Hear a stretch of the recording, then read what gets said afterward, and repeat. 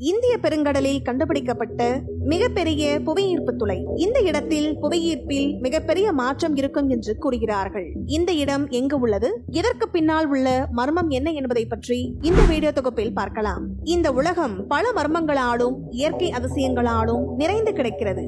பல ஆண்டுகளாக புதைந்து கிடக்கும் மர்மங்களை அவ்வப்போது ஆராய்ச்சியாளர்கள் கண்டுபிடித்து உலகிற்கு தெரிவிக்கின்றார்கள். இந்த நிலையில்தான் இந்திய பெருங்கடலுக்கு நடுவே இருக்கும் ஒரு மிகப்பெரிய ஈர்ப்பு துளையை கண்டுபிடித்துள்ளார்கள்.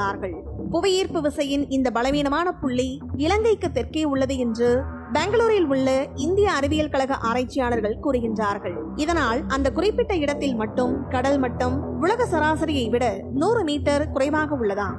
நாம் பள்ளிக்கூடத்தில் நம் பூமியை பற்றி நமக்கு 2 முக்கியமான தகவல்களை கூறியிருப்பார்கள். நம் பூமி உருண்டையானது, அதன் துருவங்கள் சற்றே தட்டையானவை, பூமியின் புவியீர்ப்பு விசை அதிகரிக்கும் வேகம் நொடிக்கு 9.8 மீட்டர்கள் என்று படித்திருப்போம். ஆனால் உண்மையில் பூமி ஒரு உருளைக்கிழங்கு போன்றது. அதனுடைய கனம் அனைத்து இடங்களிலும் ஒரே மாதிரியாக இருக்காது. இதன்படி பூமியின் வெவ்வேறு பகுதிகளின் கனம் மாறுபடுவதால் பூமியின் புவியீர்ப்பும் மாறுபடுகிறது.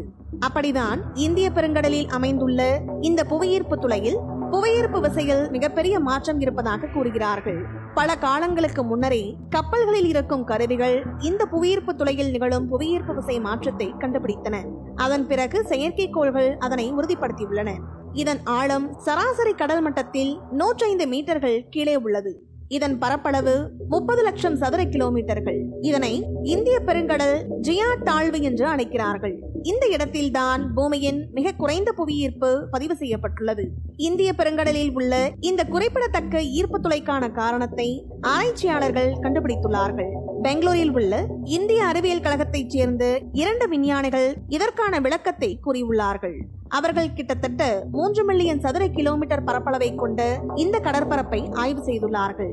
புவியீர்ப்பு துளைக்கான பெரும்பாலும் விளக்கம் சுமார் 120 மில்லியன் ஆண்டுகளுக்கு முன்பு இந்தியா ஆப்பிரிக்காவில் இருந்து பிரிந்து ஐரோப்பிய தட்டுக்குள் நுழைந்ததால் அங்கிருந்த டெத்திஸ் என்று அழைக்கப்படும் கடல் பிளவுபட்டு கண்ட தட்டுகளுக்கு இடையில் நசுக்கப்பட்டது என்று கூறுகிறார்கள்.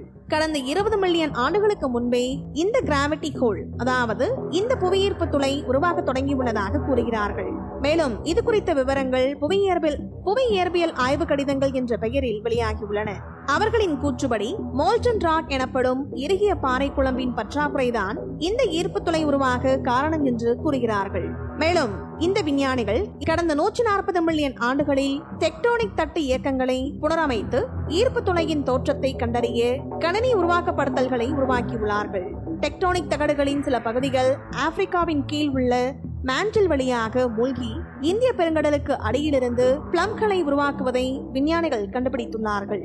மேலும் இந்த இடத்தில் கப்பல்கள் சென்றால் அது மூழ்கும் அபாயம் இருப்பதாகவும் கூறுகிறார்கள்.